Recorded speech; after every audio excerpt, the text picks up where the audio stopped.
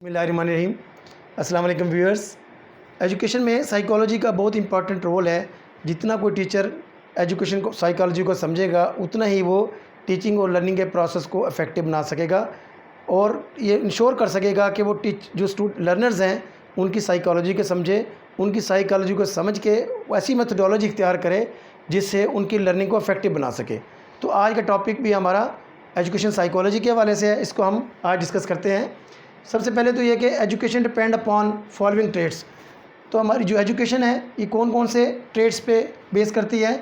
Mental ability यानी कि ज़हनी सलाहियत है, एप्टीट्यूड्स उनके रुझानात हैं, टेम्परामेंट इंटरेस्ट उनके इंटरेस्ट क्या है, एफर्ट मेकिंग कैपेसिटी और उनकी कोशिश करने की सलाहियत क्या है, और उसके बाद आ जाता है फिज़िकल कंडीशन एक्सेट्रा। तो ये तमाम चीज़ें बेस करती हैं एजुकेशन पे।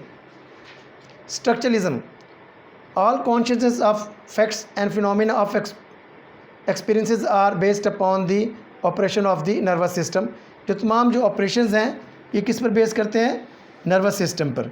उसके बाद आ जाता है फंक्शनलिज्म। ये जॉन डेवी ने इसकी दी थी कि how an organism makes it's adjustment.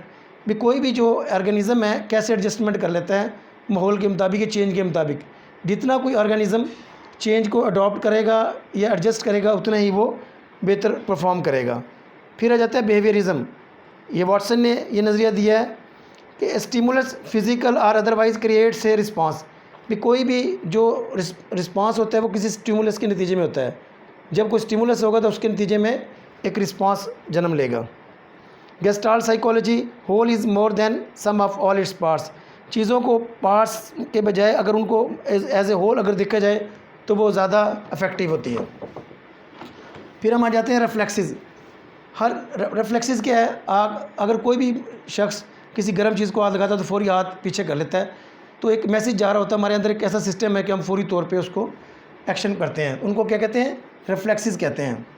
फिर आ जाती हैं ड्राइव्स, नीड्स, वांट्स, अर्ज। तो हमारे अंदर कुछ ख्वाहिशात होती हैं, कुछ ज़रूरियात, कुछ ड्राइव्स होती हैं। ये क्या करती हैं हमें, ये motivate to exert effort to attain their goal. ये हमें मोटिवेट करती हैं कि हम ख़ास मकसद को हासिल करने के लिए कोशिशें करें। कैपेसिटीज़ एंड स्पेशल एटीट्यूड भी होता है। और हर शख्स को अल्लाह ताला ने मुख्तलिफ़ सलाहियतें नवाजा है जिनको हम कहते हैं लेटेंट पोटेंशियलिटीज़। उनकी जो मख्फी सलाहियतें हैं और ये किस तरह डेवलप होंगी, प्रोसेस ऑफ एजुकेशन के ज़रिए इन सलाहियतों को उजागर किया जा सकता है, डेवलप किया जा सकता है। फिर हम बात करते हैं टेम्परामेंट की और इमोशन की। इसमें रेज, फियर, लस्ट, इसमें कुछ गुस्सा है, खौफ है और कुछ सफली जज्बात हैं। पुअर टेम्परामेंट में ये होता है कि जिस शख्स का पुअर टेम्परामेंट होगा वो इजीली इरिटेट हो जाएगा और इमोशनलाइज हो जाएगा, तो बहुत ज़्यादा वो इमोशनल हो जाता है। लर्नर, अब हम बात करते हैं लर्नर की। Who learns take up knowledge believes. Learner वो है जो सीखता है, नॉलेज लेता है या कोई अकायद सीखता है। अब हम आ जाते हैं स्टेजेस ऑफ डेवलपमेंट के। स्टेजेस ऑफ डेवलपमेंट क्या क्या हैं। सबसे पहले डेवलपमेंट स्टेज क्या है, प्री नेटल पीरियड। ये एक इंटरनल, इसमें क्या, इसमें शिकमे मादर के अंदर बच्चे का गोश्त, उसकी स्केलेटन वगैरह फॉर्म बन जाता है। इसी में वो इनहेरिट करता है, कुछ जेनेटिक चीज़ें भी उसके अंदर जो है इनहेरिट कर जाती हैं। Period of infancy age babyhood, birth to 2 years, ये 2 साल बच्चा और 2 साल का। फिर आ जाता है अर्ली चाइल्डहुड 2 to 6 ईयर्स। तो इसमें वो सोशल रिलेशनशिप्स बनाता है, mix and plays with some other group. तो वो दूसरे बच्चों के साथ खेलता है। और इसमें 2 से 6 साल का बच्चा क्या करता है, क्वेश्चंस करता है। उसके अंदर क्यूरासिटी होती है, मुख्तलिफ़ चीज़ों के बारे में बहुत क्वेश्चंस करता है। फिर अब आ जाते हैं लेट चाइल्डहुड। ये 6 to 7 years to 11 to 12 years.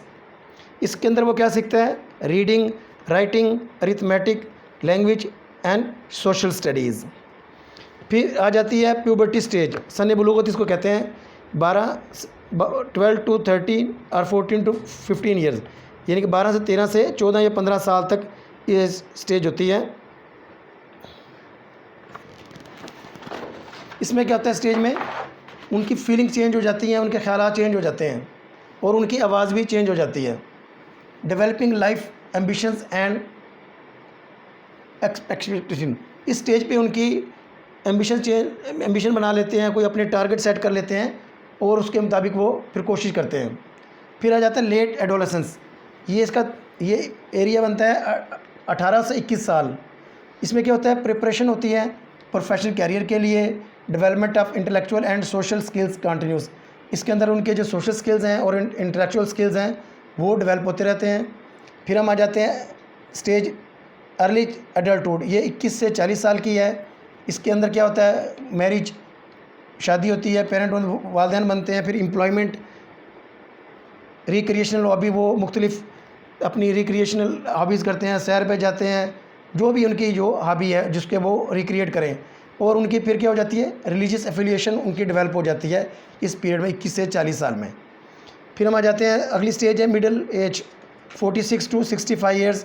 Well established home, उनकी फैमिली एस्टेब्लिश हो जाती है, घर एस्टेब्लिश हो जाता है और उनकी अच्छा उनका कैरियर बन जाता है या जॉब बन जाती है उनकी। लेकिन इस स्टेज पे क्या होता है, उनकी जो फिज़िकल जो सलाहियतें हैं वो डिक्रीज़ होना शुरू हो जाती हैं। और लास्ट स्टेज क्या है, ओल्ड एज 65 टू अबव। इसमें ये रिटायरमेंट की एज है। तो इसके बाद क्या होता है, उनकी प्रॉब्लम आने शुरू हो जाते हैं, फिज़िकल डेफनेस भी है, आई साइट के प्रॉब्लम्स भी हैं, वो भूलना शुरू हो जाते हैं, बार्डनेस हो जाती है और जोड़ों का अर्थराइटिस या जोड़ों के अमराज उनको पेश आते हैं। तो ये डेवलपमेंट है, स्टेजेस ऑफ डेवलपमेंट इसको कहते हैं साइकोलॉजी में। तो नेक्स्ट सेशन में इंशाल्लाह आपसे मिलते हैं। अल्लाह हाफिज़।